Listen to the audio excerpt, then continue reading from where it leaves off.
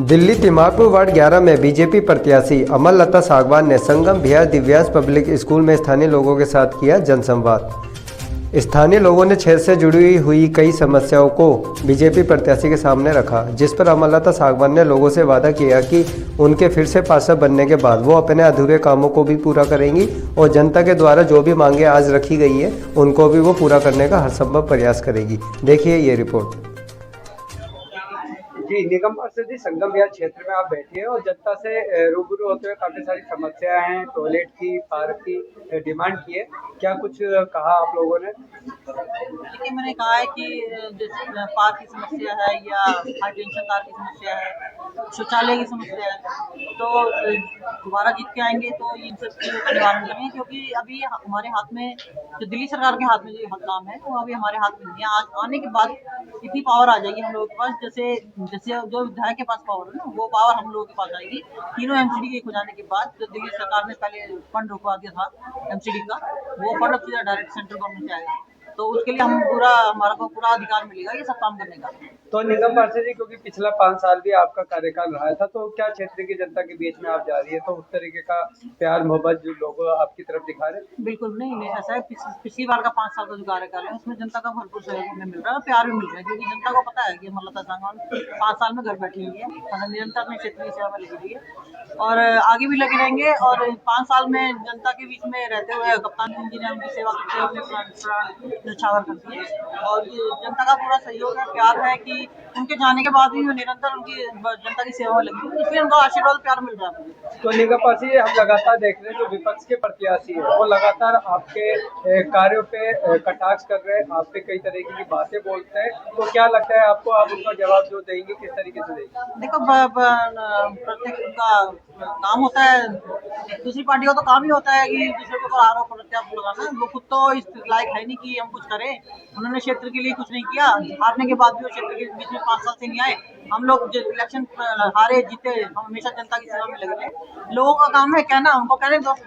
लेकिन आम आदमी पार्टी की प्रत्याशी कह रहे कि जितने भी विकास कार्य दिलीप पांडे ने करवाए और क्षेत्र की जनता दिलीप पांडे जी के साथ कहीं जाना पसंद करेगी, ऐसा उनका कहना है। दिलीप पांडे जी ने क्षेत्र की जनता को पिछले 3 साल में इतना तरसा दिया है, पानी के लिए, बिजली के लिए, सीवर के लिए और सड़कों का बुरा हाल और नालियों का बुरा हाल। आप जिस गली में जाइए, ये जो हमारे विधायक है दिलीप पांडे जी, उनको जनता गालियां दे रही है।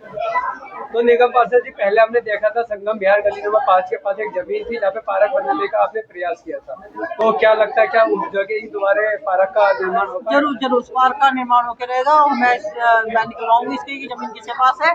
और उसका हमने हाई मार्क्स लाइट इसीलिए लगवाई थी वहाँ पे, क्योंकि वो पार्क की जगह चिन्हित की गई थी, लेकिन कुछ लोगों ने की साजिशों के तहत कि क्या हुआ इसके अंदर कि वो पार्क को क्यों नहीं बनना देना चाहते, लेकिन ये मेरे आने के बाद उस पार्क का काम जरूर सुचारू रूप से चलेगा। मोरे जी, आपके बीच में निगम पार्षद आई है जो फिलहाल बीजेपी प्रत्याशी है, तो किस तरीके का समर्थन दे रहे हैं आप लोग? देखो, हमारा समर्थन पहले भी कप्तान जी के साथ था, आज भी है और पूरा तन मन से रहेगा।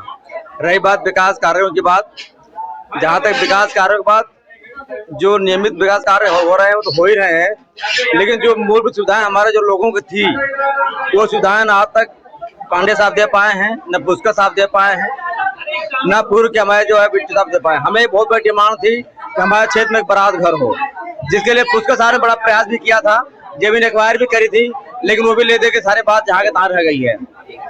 कप्तान साहब थे तो उन्होंने पूरी पारा की कोशिश की, बनवाने की कोशिश किया था, बड़ा भी कोशिश हो चुका था, लेकिन उनके जाने के बाद वो कार्य भी अधूरा रह गया है। तो हम चाहते हैं कि निगम पार्षद दोबारा जीत के आए और इस कार्यों को पूरा करें और जनता के भावनाओं को पूरा खड़ा उतरे। क्या लगता है कि जो तिमारपुर क्षेत्र की जनता है बीजेपी को सपोर्ट करेगी? देखो, हमें बीजेपी से कोई लेना देना नहीं है, हमें अमरलता सागवान से लेना देना है। बीजेपी हारेगी जीतेगी, बीजेपी क्या करेगी तो हमें कोई मतलब नहीं है, हमें मतलब अमरलता सागवान से उनके साथ हम। तिमारपुर वार्ड 11 में पूर्व पार्षदा एवं वर्तमान बीजेपी प्रत्याशी अमरलता सागवान लोगों की पहली पसंद बनती जा रही है और क्षेत्रीय लोग फिर एक बार उन्हें ही समर्थन देने का मन बना रहे हैं, जैसे कि लोगों की प्रतिक्रियाओं से पता चल रहा है। अब देखना होगा कि 4 दिसंबर को चुनाव वाले दिन किस तरीके से क्षेत्र की जनता मतदान करेगी और आगे चल के कौन इस क्षेत्र का निगम पार्षद बनेगा।